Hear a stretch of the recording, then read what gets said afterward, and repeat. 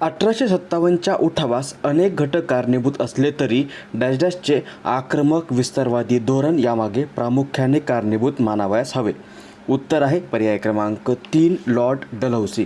Lord Dalhousie हा 1848 ते 1856 या कारकिर्दीमध्ये कार्यरत होता आणि याच्या काळामध्ये त्याने राज्यकारभारातील अकार्यक्षमता व दत्तक वारसा नामंजूर अशी अनेक कारणे दाखवून अनेक संस्थांनी खालसा केले होते आणि हेच या 1857च्या उठावामागचं प्रमुख कारण होतं. उत्तर होईल पर्याय क्रमांक 3 लॉर्ड डलहौसी.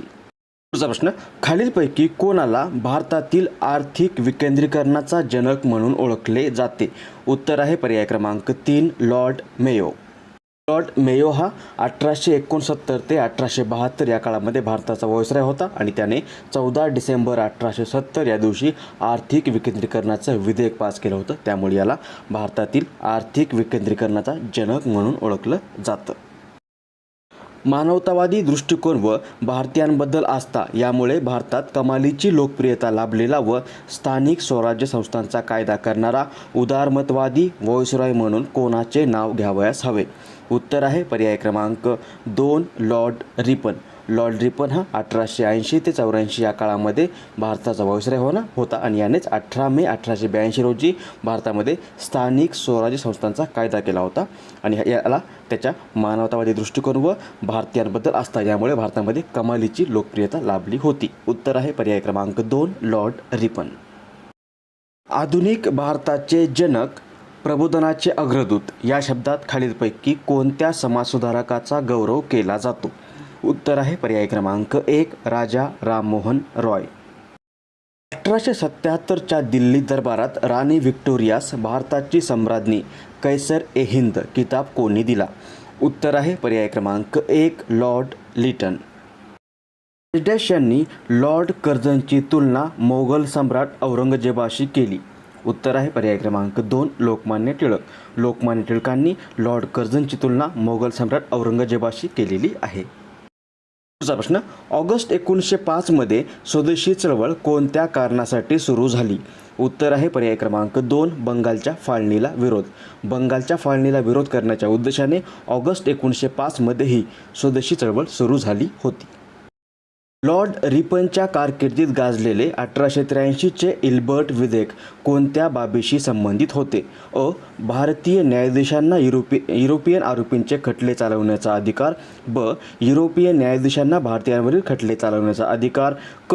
भारतीयांना द्यावयाच्या शैक्षणिक सुधारणा आणि ड आहे भारतीयांना द्यावयाच्या आर्थिक सुधारणा.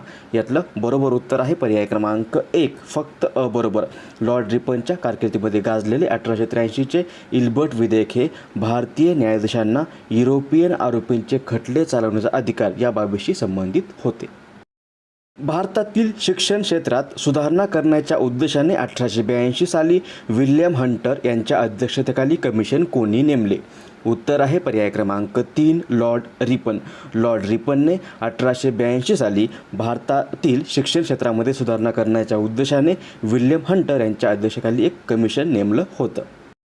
1905ची बंगालची वादग्रस्त फाळणी लॉर्ड कर्झनच्या कारकिर्दीत झाली असली तरी फाळणीची मूळ संकल्पना 1896 मध्ये डॅश याने मांडली होती. उत्तर आहे पर्याय क्रमांक 2 Lord William Ward. Lord William Ward यांनी 1896 साली बंगालच्या फाळणीची मूळ संकल्पना मांडली होती आणि 1905 मध्ये ही फाळणी लॉर्ड कर्झनच्या कारकिर्दीमध्ये झाली होती. ऑक्टोबर 1946 मध्ये नेहरूंच्या अध्यक्षतेखाली हंगामी मंत्रिमंडळात मुस्लिम लीगच्या डॅश या सदस्याचा समावेश होता. उत्तर आहे पर्याय क्रमांक 3 लियाकत अली. जिना हाऊस ही प्रसिद्ध ऐतिहासिक वास्तू खालीलपैकी कोणत्या शहरात आहे? उत्तर आहे पर्याय क्रमांक 3 मुंबई. जिना हाऊस ही ऐतिहासिक वास्तू मुंबई या शहरामध्ये आहे. लोकमान्य टिळकांनी पुरस्कृत केलेल्या चतुसूत्रीमध्ये प्रामुख्याने स्वराज्य, राष्ट्रीय शिक्षण, स्वदेशी आणि डॅश या बाबींचा समावेश होता. उत्तर आहे पर्याय क्रमांक 1 बहिष्कार. लोकमान्य टिळकांनी पुरस्कृत केलेल्या चतुसूत्रीमध्ये प्रामुख्याने स्वराज्य, राष्ट्रीय शिक्षण, स्वदेशी आणि बहिष्कार या बाबींचा समावेश होता. 1911 मध्ये लॉर्ड हार्डिंग्जने भारताची राजधानी कलकत्त्याहून डॅश येथे हलवली. उत्तर आहे पर्याय क्रमांक 1 दिल्ली. भारतीय स्वातंत्र्याची पहिली हाक म्हणजेच फर्स्ट व्हॉइस ऑफ फ्रीडम या शब्दात डॉक्टर शिरीष कुमार मित्रा यांनी डॅश डॅश या संस्थेचा गौरव केला. उत्तर आहे पर्याय क्रमांक 3 ब्राह्मो समाज. ब्राह्मो समाजाची स्थापना 1828मध्ये राजा राममोहन रॉय यांनी केलेली आहे आणि याच ब्राह्मो समाजाला या शिरीष कुमार मित्रा यांनी फर्स्ट व्हॉइस ऑफ फ्रीडम असं म्हटलेलं आहे. पुढचा प्रश्न, खालील पर्यायांमधून घटनांचा कालानुक्रमे योग्य क्रम असलेला पर्याय ओळखा. खाली 4 ऑप्शन आहेत. तर 4 म्हणजे प्रत्येक ऑप्शनमध्ये 4 घटना दिलेल्या आहेत, त्या आपल्याला कालानुक्रमे लावायच्यात. उत्तर आहे पर्याय क्रमांक 3 रोलेट कायदा. रोलेट कायदा झाला होता 1919मध्ये आणि याच रोलेट कायद्याचा निषेध करण्यासाठी जालियनवाला बागेमध्ये एक सभा भरली होती आणि या सभेमध्ये हे जालियनवाला बाग हत्याकांड घडलं होतं 13 एप्रिल 1919 या दिवशी. म्हणजे पहिल्यांदा रोलेट कायदा झाला, त्यानंतर जालियनवाला बाग हत्याकांड 13 एप्रिल 1919ला झालं. त्यानंतर आहे 1 ऑगस्ट 1920ची असहकार चळवळ आणि जातीय निवाडा आहे 17 ऑगस्ट 1932चा. ब्रिटनचे पंतप्रधान रॅमसे मॅकडोनाल्डने 17 ऑगस्ट 1932 रोजी जातीय निवाडा घोषित केला होता आणि याच जातीय निवाड्याविरुद्ध महात्मा गांधींनी पुण्यातील एरवाडा कारागृहामध्ये 20 सप्टेंबर 1932 पासून आमरण उपोषण सुरू केलं होतं. म्हणजे उत्तर होईल पर्याय क्रमांक 3 रोलेट कायदा, जालियनवाला बाग हत्याकांड, असहकार चळवळ आणि जातीय निवाडा. पुढचा प्रश्न, सर्वसाधारणपणे डॅश डॅश या व्हॉइसरॉयच्या कारकिर्दीपासून भारतात ब्रिटिश सत्तेच्या ऱ्हासकाळास प्रारंभ झाला असे मानले जाते. उत्तर आहे पर्याय क्रमांक 1 लॉर्ड कर्झन. लॉर्ड कर्झन हा 1899 ते 1905 या कालावधीमध्ये भारताचा व्हॉइसरॉय होता आणि याच्याच कारकिर्दीपासून भारतामध्ये ब्रिटिश सत्तेच्या ऱ्हासकाळास प्रारंभ झाला असं मानलं जातं. प्रश्न, भारतात स्त्री दास्याच्या विमोचनाची पहिली चळवळ उभारण्याचे श्रेय डॅश डॅश यांना द्यावयास हवे. उत्तर आहे पर्याय क्रमांक 2 राजा राममोहन रॉय. 1906च्या डॅश डॅशच्या अधिवेशनात स्वराज्य हे काँग्रेसचे ध्येय असल्याचे दादाभाई नौरोजी यांनी अध्यक्षपदावरून घोषित केले. उत्तर आहे पर्याय क्रमांक 1 कोलकाता. 1906च्या कोलकाता अधिवेशनात स्वराज्य हे काँग्रेसचे ध्येय असल्याचं अध्यक्ष दादाभाई नौरोजी यांनी घोषित केलं होतं.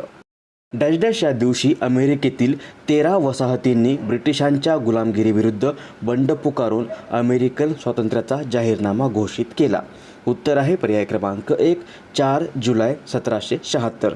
4 जुलै 1776 या दिवशी अमेरिकेतील 13 वसाहतींनी ब्रिटिशांच्या गुलामगिरीविरुद्ध बंड पुकारून अमेरिकन स्वातंत्र्याचा जाहीरनामा घोषित केला. 1917ची रशियन राज्यक्रांती यशस्वी होण्यासाठी डॅश डॅश यांच्या साम्यवादी विचारांचे मोलाचे योगदान होते. उत्तर आहे पर्याय क्रमांक 1 कार्ल मार्क्स. 1917ची रशियन क्रांती सक्सेसफुल होण्यामागे कार्ल मार्क्स यांच्या साम्यवादी विचारांचं मोलाचं योगदान होतं. मवाळ नेत्यांमध्ये खालीलपैकी कोणाचा समावेश करणे उचित होणार नाही. उत्तर आहे पर्याय क्रमांक 3 अरविंद घोष. अरविंद घोष यांचा मवाळ नेत्यांमध्ये समावेश करणे उचित होणार नाही. यंग बंगाल या चळवळीस खालीलपैकी कोणी अप्रत्यक्षपणे प्रेरणा दिली होती. उत्तर आहे पर्याय क्रमांक 2 sir Henry Vivian. Annie Besant यांनी 1916मध्ये मद्रास प्रांतातील अड्यार येथे होम रूल चळवळ सुरू केली. होम रूलचा अर्थ काय? उत्तर आहे पर्याय क्रमांक 1 होम रूलचा अर्थ स्वशासन असा आहे.